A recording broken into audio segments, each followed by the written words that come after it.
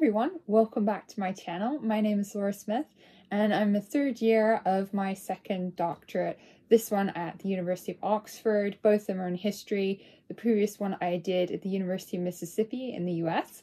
And I wanted to talk today because obviously it's getting near the end of the calendar year and even though it's obviously a long way until the end of the actual academic year, a lot of people I know are going to be starting to think about what comes next, and applications. I know I'm thinking about certain applications for fellowships and grants and all kinds of things like that. So I know that a lot of you out there will be starting to consider whether, graduate studies is for you, whether you'd like to apply for a master's, an MST, an MA, or even a PhD, a DPhil, as they call it in Oxford.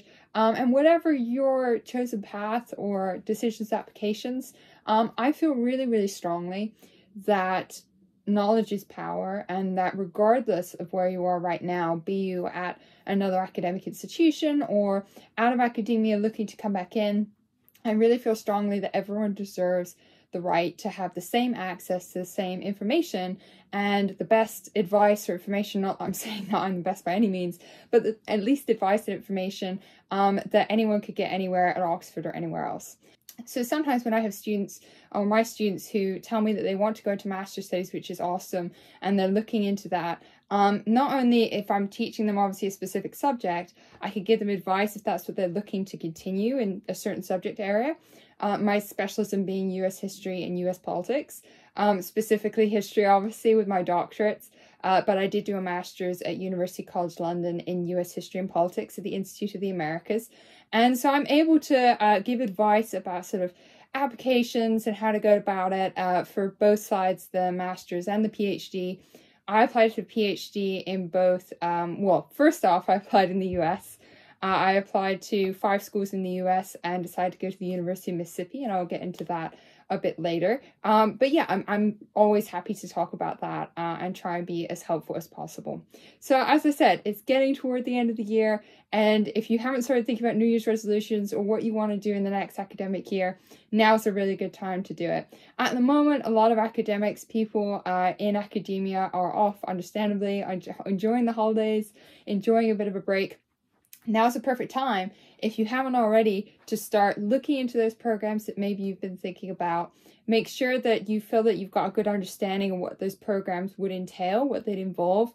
And for example, let's say you're looking at a master's program that has an element that is dissertation. And at Oxford, a lot of undergrads, sometimes they do, sometimes they don't do a dissertation in the US. Maybe you have a capstone equivalent, maybe you have a thesis equivalent. Not everyone does, is the point.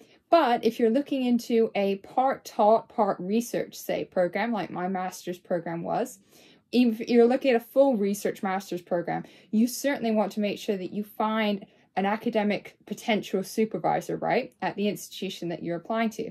So now will be a great time not only to look into what these programs entail, be it master's or PhD, but also to look into supervisors. Is the program that is offered at a particular institution that you're interested in, do they have a faculty supervisor that seems to match with your interests and your specialism, something that you'd like to do research on?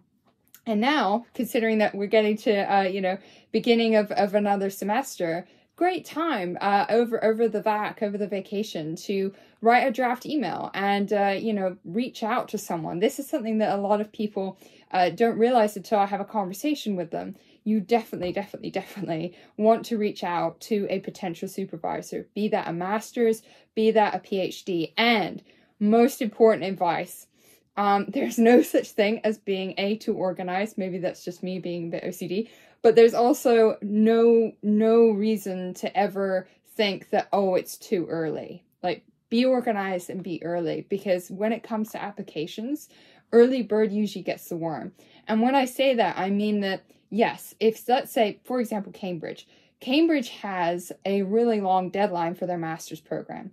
That doesn't mean that they don't run out of supervisors and they don't run out of funding. They do. So do reach out as soon as you have a good idea, and feel free to reach out to your people in your program right now. Talk to them about your ideas. And, get some advice on, your draft personal statement, your draft research statement. don't be shy about that, because the more advice you get, the better it's going to be. Just make sure that usually I do like minimum 2 weeks if I need something, be it a reference, a letter of recommendation, or somebody who I'd like to take a look at a draft. Like I politely ask them beforehand, was it okay if I send this to you? And I know some institutions, particularly in the UK, it's very hard to have a casual conversation with a supervisor because you just don't see them unless you have a meeting.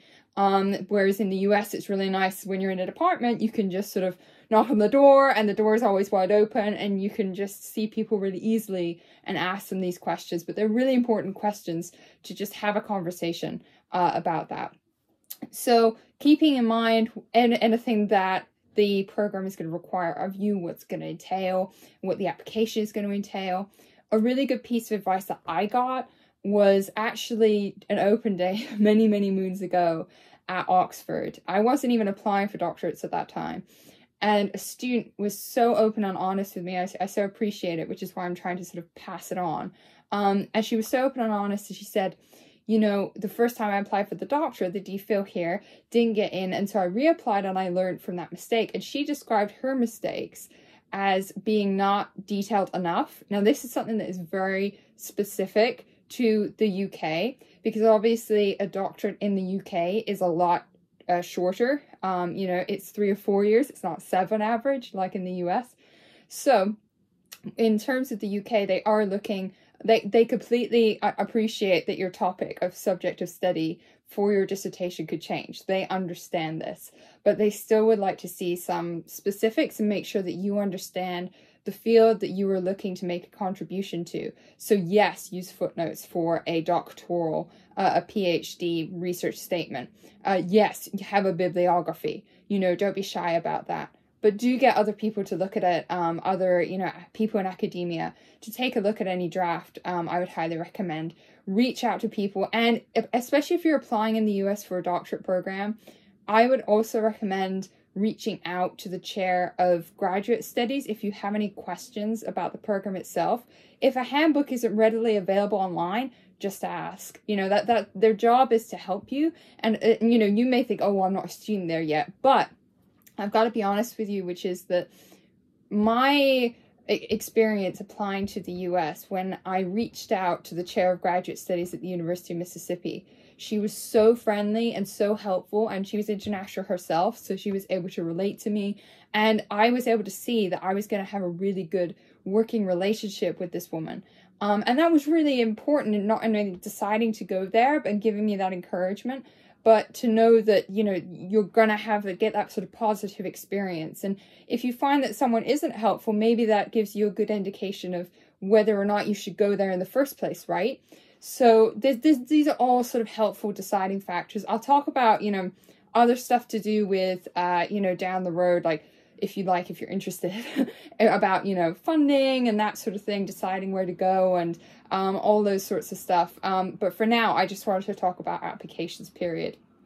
So in terms of understanding the program, reaching out to a potential supervisor with an idea for a subject if it's research based. You know, just introduce yourself, right? And if you're in the area, let's say, I don't know, say you live near London, and this video, by the way, is not just about people in the UK, obviously. You know, I've talked a bit about my experience, but let's say you live in London, or say you live in Boston, you know, any sort of city center, and say you're interested in, I don't know, go to Harvard or go to UCL, wherever it may be. They do public programs and public events all the time, like special events. Take an interest, you know, if you're able to go, if you're able to take advantage of that. And so much stuff is online now as well. It's not just about where you live.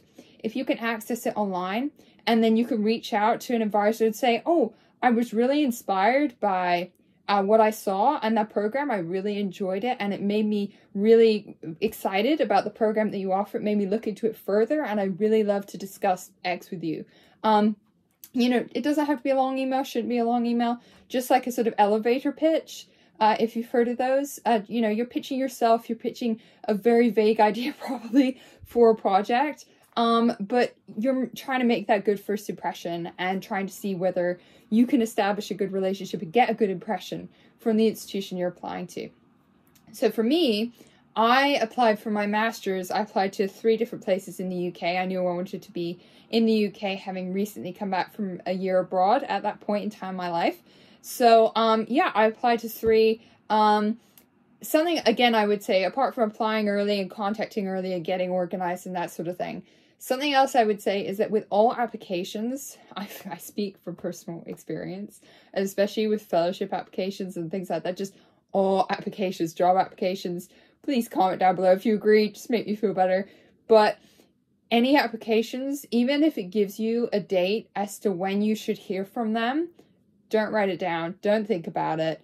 Just sort of put it to one side. Once you hit that submit button, put it to one side, because at that point, it's out of your hands. You've done everything you can, and you should be able to just breathe, take a step back, and just don't obsess over it. Even if you have a first choice, and I was one of those people, even if you have a first choice, like, don't make yourself crazy thinking, oh my gosh, you know, and hoping and praying, because you want to be able to, I'm sure you have other things you have to work on right now. Let's say your senior year undergrad, you definitely want to get those grades in your GPA or first class honors or whatever it is you're working towards.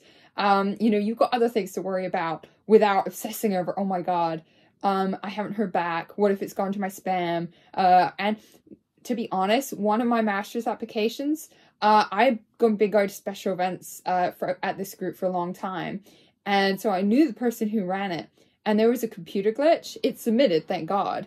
But I didn't hear back for months. And I'm just like, this is just weird, because, you know, I don't understand. But fortunately, I saw the person who ran it at a conference, and he was so upset that, you know, I hadn't heard back yet. And you know, knew that there had been this big mess up, or cock up, as they say in the UK. And so, you know, he went and straightened it out and that sort of thing. So it's you know, don't you know, don't obsess over it is what I'm saying. Like, do everything you can, do your best, then press submit, take a deep breath, and move on with your life. And then when you hear back, you hear back. And either way, just be, you know, willing to accept it. But no, you got other stuff, you got other opportunities. You know, your life isn't a be-all and end-all in one.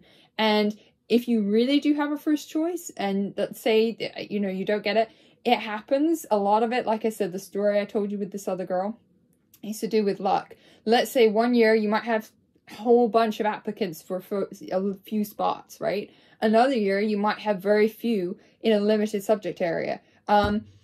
One time at one of my master's things, I applied. It was my first choice. And the professor, the only one who could have worked with me in my very specific specialism at the time, was taking a year sabbatical. And there's no way I could have known about it. It was a last minute decision. And I had everything. I would have got, you know, I had the grades, I had everything else to get it. It was so frustrating, but it just wasn't my time. It just wasn't luck. And that happens. Sometimes you do everything you can, it doesn't work out. Satisfaction is you did everything you could. So don't put it on yourself. And, you know, you can always reapply. You can always do that. You can always, you know, that there's always another chance if you really, really, really have that, top choice. But yeah, like I said, I applied to 3 masters, and I got, like I said, just known for that story, I got 2 out of 3, make a decision there. And then for my PhD, I applied solely to the US, and I applied to 5 places, and let's see, I got to 3 there, and I hate to say it as well, but obviously applying in the US does involve cost. Fortunately, it's not really, there's no cost in most UK universities to apply. Oxford has gotten rid of that, which I think is a very good move. It was a very sort of non-British thing to ask for an application fee.